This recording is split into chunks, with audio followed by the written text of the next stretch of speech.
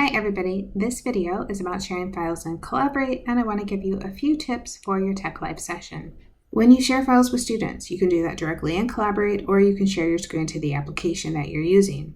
If you share a file directly in Collaborate, I would encourage you to use a PDF. It shows up a little better. Sometimes things get fuzzy if you use like a Word or a PowerPoint. To share directly, you would open the Collaborate screen, hit Share Files, and then select the file you want to use. I already have one in there that I used previously. Then you click on the first slide, and then you can advance through it.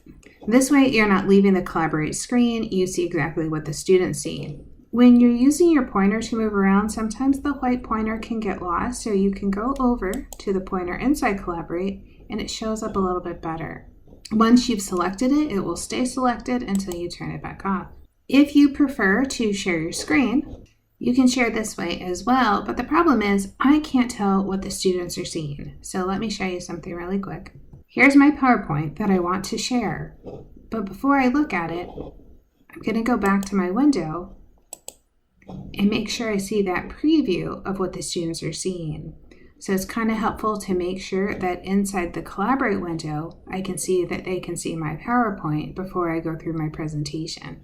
Then you can go through your presentation in PowerPoint, show them the slides that you want to show. We still see this problem that sometimes our little white arrow can get lost, so you can go down and open up this menu and go to a laser pointer, which is a little bit easier to follow on the screen.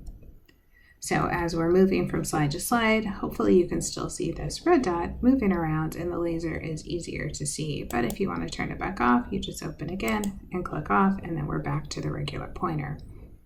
And at any point, if you want to check to see what the students are seeing, you can get out of the presentation mode and recheck your window.